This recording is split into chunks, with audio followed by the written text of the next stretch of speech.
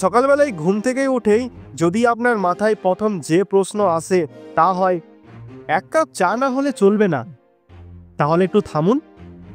আপনি কি জানেন এই এক কাপ চা বা কফি আপনার গর্ভে থাকা শিশুর ভবিষ্যৎ বদলে দিতে পারে?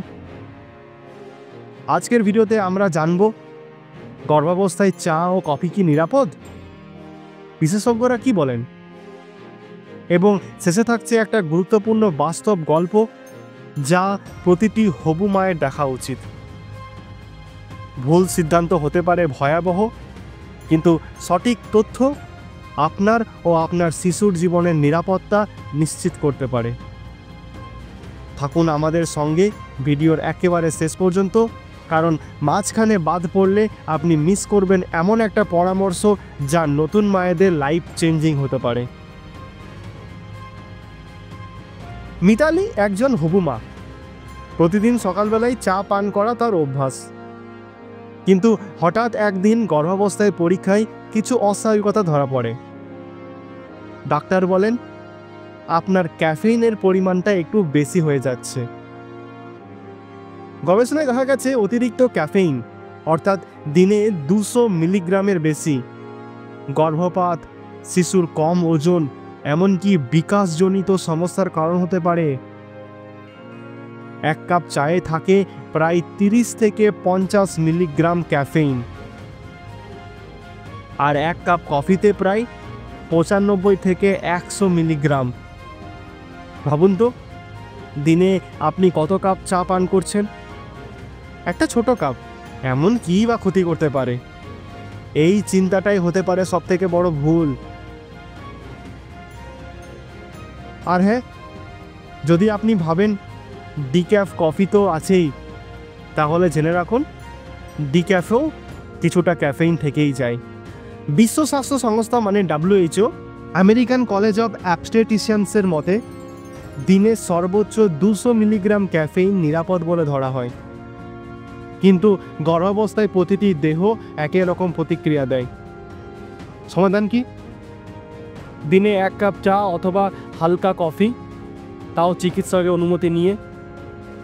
জলের পরিমাণ বাড়ান যাতে শরীর থেকে অতিরিক্ত ক্যাফেইন বেরিয়ে যায়। বিকল্প হিসাবে হার্বাল টি বা আদা তুলসী চা ব্যবহার করতে পারেন। একটা ভুল সিদ্ধান্ত, একটু বেশি কফি, আর তার ফল আপনার শিশুর হার্টবিট অস্বাভাবিক হতে পারে, ঘন ঘন মুভমেন্ট কমে যেতে পারে। শিশুর মস্তিষ্ক গঠনের সময় অতিরিক্ত ক্যাফেইন রক্ত প্রবাহ কমিয়ে দেয়, যার ফলে শিশুর বিকাশ ব্যাহত হয়। আপনি যদি আপনার শরীরকে গুরুত্ব না দেন, তাহলে আর কে দেবে? এই প্রশ্ন নিজেকে প্রতিদিন করুন। ভাবুন, শিশুটি তো কিছুই জানে না, আপনি যা খাচ্ছেন সেটাই তার পৃথিবী। আচ্ছা, চা কফির বিকল্পে কি করবেন? হালকা আদা চা, লেবু মধু জল, বা ফলের রস, নারকেল জল শরীরকে দেবে এনার্জি, শিশুকেও দেবে পুষ্টি। মর্নিং রুটিনে যোগব্যায়াম, ব্রিদিং এক্সারসাইজ রাখলে আপনার ক্লান্তি, মাথা ব্যথা এমনিতেই কমে যাবে। নিজেকে সুস্থ রাখার মানেই শুধু আপনি নন, আপনার ভেতরের জীবনও সুস্থ থাকছে। রেশমি একজন তরুণী হবু মা, যিনি গর্ভাবস্থায় পুরোটা সময় চা ছাড়তে পারেননি।